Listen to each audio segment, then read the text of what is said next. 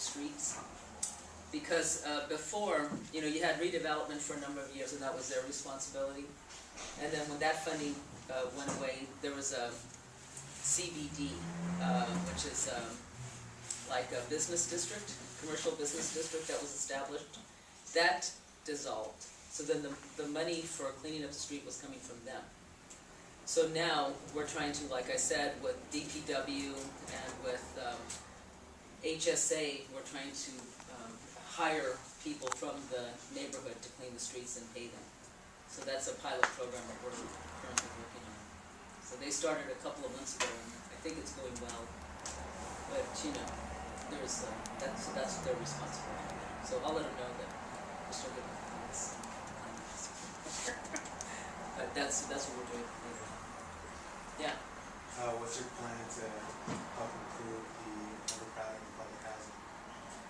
Public housing is an issue that we're working on right now. One of the, again, you know, what I usually do is I try to gather all the information that I can, and then look at a methodical way of addressing the issues that we're finding, right? Because there is no such thing as an easy answer to any of this stuff. And a lot of these issues, especially in public housing, are ones that have been festering for 30, 40 years, right, for a long time. So one of the things that we're trying to do is hold the Housing Authority more accountable. Currently, the Housing Authority meetings are not televised. They're not at a very accessible location. So what we're trying to do is get them to move to city halls so they can be televised so people know what's going on, how they're spending their money, how improvements are being made or not, where there's overcrowding or there isn't, and this type of thing.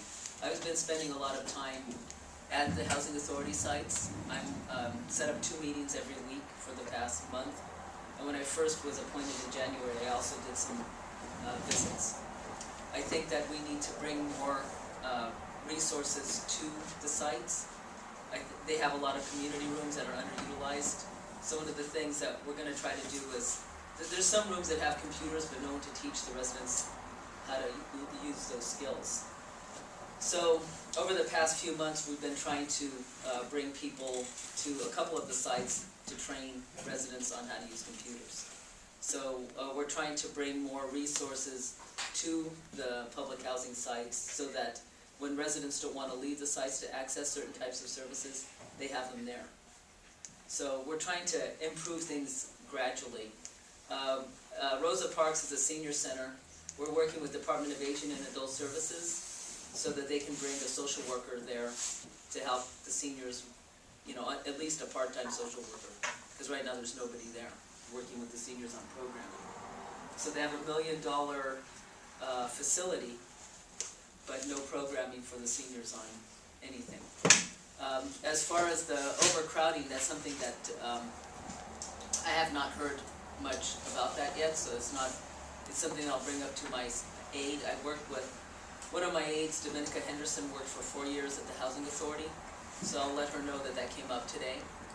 Another issue that legislation that we're working on is the right to return, because sometimes when there's renovation at the public housing sites, people are relocated during that period, then they're not allowed to return to where they live.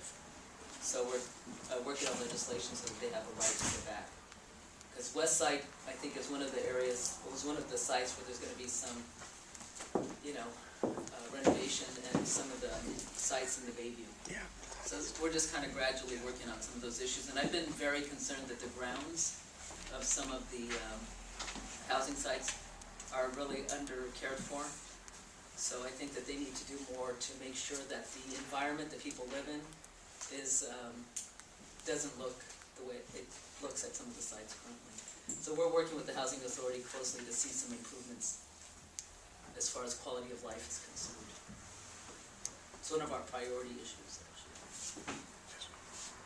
I just have one quick question. Yeah. Since we're a civics-based class, and I think certainly as a youth I always felt politics could be certainly inaccessible. Yeah. What recommendations could you give to these seniors to either get involved, ways to access the system? I mean, first started getting involved in politics when I was like 13, so Okay. it was in the 70s. I don't even think your parents were born, so in the 70s, but that's when I first started getting involved in politics.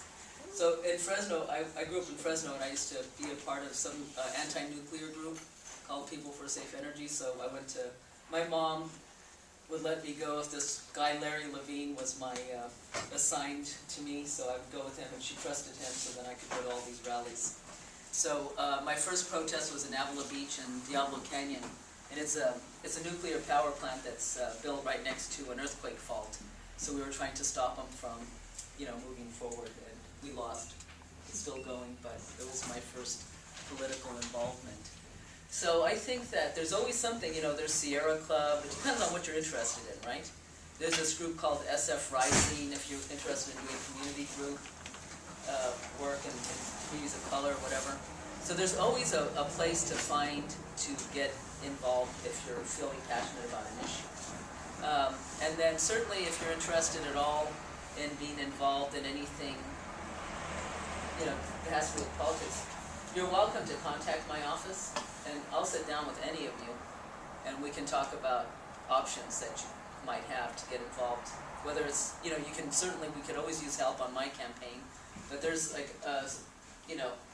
just a bunch of things you can get involved with in San Francisco if your parents are willing to give you the permission to do so, and but feel free to contact me, contact my office if you want just some more insights into what's out there.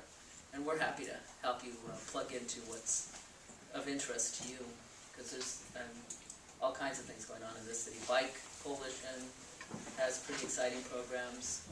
Planning stuff, if you're interested in planning, I can hook you up there.